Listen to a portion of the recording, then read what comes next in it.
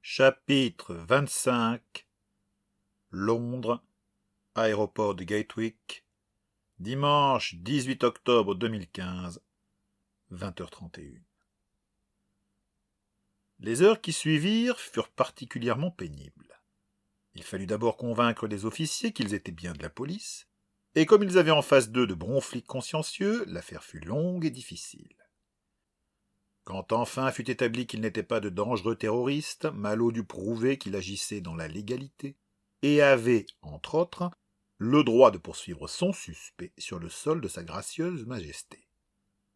Une nouvelle fois, à son grand dame, il dut appeler Damien et le faire intervenir.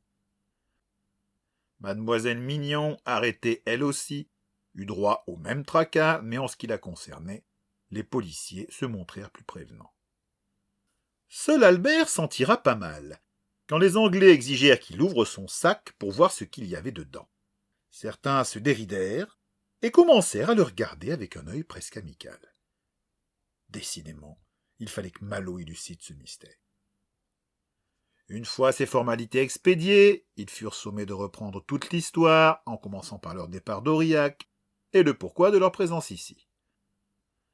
Malo, une fois qu'on l'avait libéré et mis en présence de l'officier, avait demandé, sans se faire d'illusions, si on avait réussi à attraper le fugitif. Il n'avait guère été surpris quand on lui avait répondu qu'il avait disparu dans le musée et que, malgré un bouclage complet des issues et des recherches approfondies, qui se poursuivaient encore à l'instant où il parlait, on ne l'avait pas rattrapé. « Vous ne le retrouverez pas », avait-il prophétisé, ce qui lui avait valu un regard appuyé de la part du jeune officier britannique, qui lui avait demandé s'il croyait les sujets de Sa Majesté moins capables que leur homologue français. Malo, évitant la provocation, avait seulement répondu qu'il commençait à connaître les talents de son suspect en ce qui concernait la dissimulation et sa capacité de se sortir de toutes les souricières. On l'avait pris de haut, et on n'avait pas retrouvé l'assassin. Il leur avait suggéré de faire attention, de compter les gens, de surveiller les doubles. On ne l'avait pas écouté, et il ne pouvait en dire plus sans passer pour un fou, lui qui avait déjà du mal à y croire. Un type capable de prendre l'apparence des autres. Un type capable de prendre l'apparence des autres. Un type dont personne ne se souvenait, car on ne parvenait pas à voir son visage même quand il vous regardait, ou du moins dont les traits paraissaient tellement flous, tellement vagues ou tellement communs qu'on ne s'en rappelait pas. Mais bon Dieu, qui ou qu'était-il? Un magicien? Un sorcier? Le diable? De toutes ces possibilités, aucune ne lui plaisait. Quand on lui demanda ce que contenait la cage dans le plancher du mort, Malo fut bien obligé de répondre qu'il s'agissait de la même carte qu'il conservait sur lui et qui avait tant intrigué les policiers qui l'avaient fouillée. Il argua que c'était une pièce à conviction dans une enquête française et parvint de justesse à la garder. On ne les relâcha que le soir venu, et encore parce que Damien avait passé la fin de la journée à jouer de tous ses contacts et de son influence. Et maintenant ? Lui demanda mademoiselle Mignon, dont les heures passées, le derrière rivé à une chaise, n'avaient pas amélioré l'humeur. Elle paraissait disposée à bouffer la terre entière. « Maintenant quoi ?» grogna Malo. « Que comptez-vous faire ? Je vais aller en Espagne, bien sûr. Que voulez-vous que je fasse d'autre ?» Elle hocha la tête d'un air grave, comme si elle acquiesçait à une importante décision. « C'est bien, vous êtes persévérant. Ça veut dire quoi, ça ? Et pour un type qui passe son temps à rater son objectif, je vous trouve têtu. » Elle le défiait du regard sous sa frange à la Betty Page. « Et moi, je vous trouve gonflé, professeur. Tout à l'heure, vous auriez dû vérifier les chambres avant de fouiller le salon.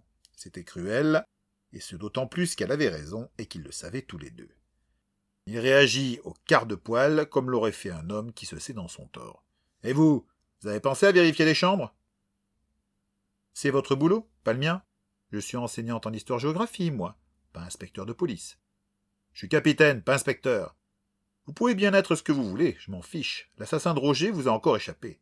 Il a tué une nouvelle personne et a pris tout ce qu'il voulait sous votre nez. » Elle cherchait la bagarre, devina-t-il, pour décharger la tension qui s'était accumulée en elle depuis le début de leur interrogatoire et qu'elle n'avait pas réussi à évacuer. Il lui fallait un sac de cogne et c'était lui qu'elle avait choisi. Il répondit en brandissant un index sous son nez. « Bon, écoutez, ma petite, c'est vous qui avez insisté pour venir, pas l'inverse. Alors maintenant, si je vous emmerde, vous pouvez très bien prendre vos clics et vos claques et ramener votre joli petit cul à Aurillac. Je ne vous retiens pas. Par contre, je vous demanderai de me laisser le carnet que vous avez trouvé. C'est une pièce à conviction. Elle éclata d'un rire moqueur. Et qu'est-ce que vous allez faire, en admettant que vous arriviez à le décoder? Vous ne pourrez jamais le lire. Une fois encore, elle avait tout à fait raison et le savait pertinemment. S'il répondait, les choses allaient s'envenimer.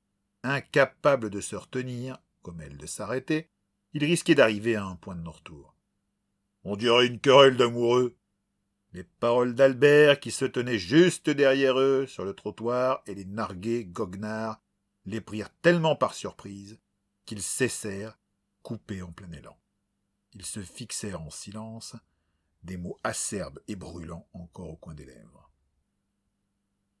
Malo ouvrit la bouche, hésita, la referma. Que cherchait-il? À se justifier de son échec devant cette femme aussi chiante que superbe qui essayait de le faire sortir de ses gonds pour apaiser ses propres démons? Il secoua la tête comme pour se débarrasser des dernières liquades colères, inspira profondément et, fixant tour à tour l'enseignante et Albert, annonça. « Bon, nous avons une adresse et le nom d'un type à Madrid, alors je vais y aller.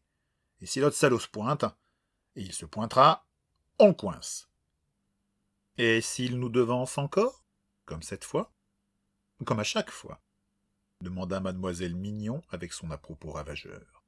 « Eh bien, nous aviserons, » répondit Malo qui refusait de rentrer dans son jeu. « Raison de plus pour se dépêcher. » Sans perdre une minute supplémentaire et pour joindre l'action à la parole, il s'approcha du bord du trottoir, balaya la rue du regard et, avisant un cab vide, le héla.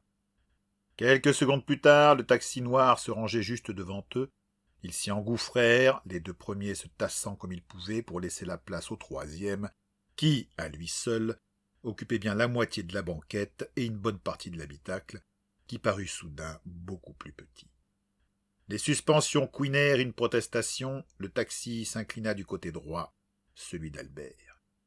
Quand le chauffeur, un homme entre deux âges, visiblement d'origine indienne, leur demanda leur destination, Malo répondit « Gatwick ». Le cab s'écarta aussitôt du trottoir pour se fondre dans le flot de la circulation. « Pourquoi Gatwick » s'enquit mademoiselle Mignon. Malo leva son portable. « Parce que c'est de là que décollent la plupart des avions pour Madrid et que je veux prendre le premier vol.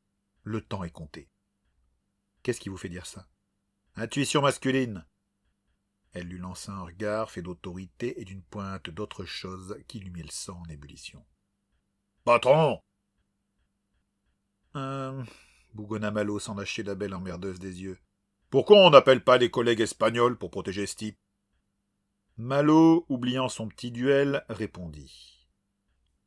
« Comment voulez-vous que je justifie le déploiement d'une surveillance ou d'une protection rapprochée ?»« Bah, y a qu'à leur dire la vérité. » Avec Albert, tout était simple. La vérité ? Attendez. Que nous poursuivons un assassin qui liquide les membres d'une confrérie qui se nomme eux-mêmes les 9 supérieurs inconnus, et qui prétendent posséder la science des Atlantes transmise depuis l'Inde antique, sur ordre de... Comment il s'appelait déjà? Son nom m'échappe toujours. Ahsoka, le renseigna aussitôt Albert. Malo leva un sourcil. Vous m'épatez, Albert. Je retiens tout ce que j'entends, répondit fièrement ce dernier en se redressant et, ce faisant, se cognant la tête contre le plafond. J'étais toujours premier en récitation au collège. Le seul problème, c'était la manière dont je récitais. Malo imagina un instant Albert déclamant du Ronsard, du Victor Hugo, du Verlaine ou du Baudelaire, et dut bien convenir que ce devait effectivement être une épreuve assez extrême pour tout enseignant de français normalement constitué. « Ils ne vous croiront jamais, » trancha mademoiselle Mignon. Malo lui jeta un regard étonné. « Et qu'est-ce qui vous permet d'être si catégorique ? Commence à bien connaître vos confrères. Si ceux de Madrid sont du tonneau de ceux que nous venons de supporter, ça fera plus de mal que de bien. » Elle avait raison, mais qui aurait pu leur jeter la pierre? Qui, entendant une histoire comme celle qu'il avait à raconter, les aurait crus? Lui-même avait encore du mal à croire que quelques heures avant à peine, il buvait un rhum vieux à l'aventurier. Il devait prendre des nouvelles de Karl dès qu'il aurait 5 minutes. Mademoiselle Mignon, qui n'en avait visiblement pas terminé, achevait. Et si, comme il semble que ce soit le cas, notre type est un des 9 supérieurs inconnus dont parle le carnet de Gerbert, vous ne croyez pas qu'il risque de ne pas apprécier qu'on le démasque et prendre la poudre d'escampette? Dans ce cas-là, on n'aura plus aucune chance de le trouver, ni de trouver les autres.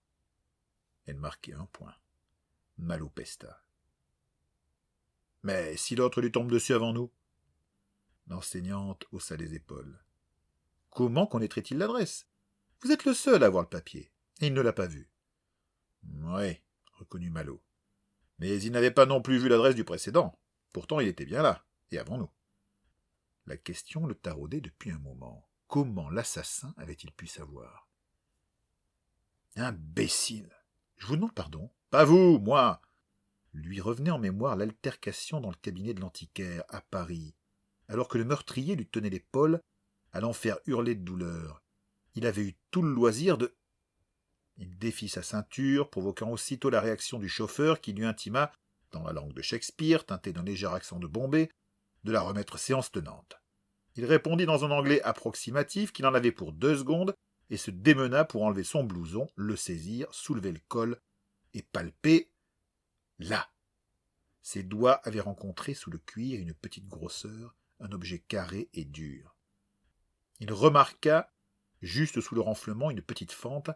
Il glissa les doigts, explora et trouva. Avec lenteur et application, il saisit l'objet étranger et le tira de sa cachette. Un micro. Une partie du voile se levait qui n'avait rien de surnaturel.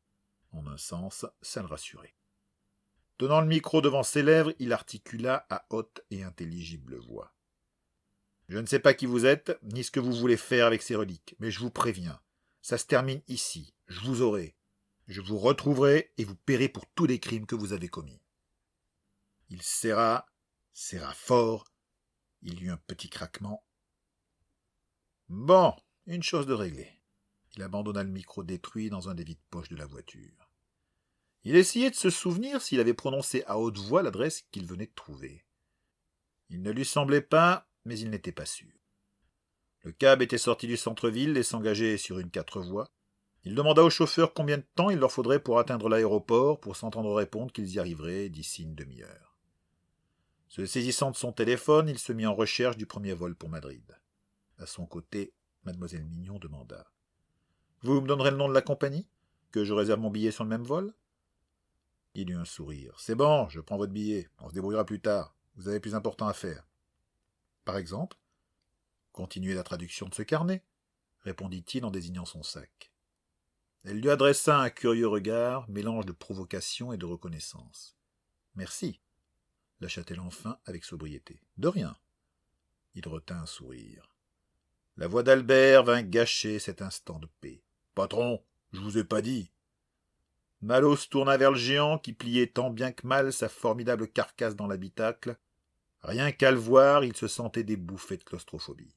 « Oui, Albert ?»« Je déteste l'avion. » Malo dévisagea le bon faciès tout en angle de son subordonné, qui le fixait avec un regard contrit.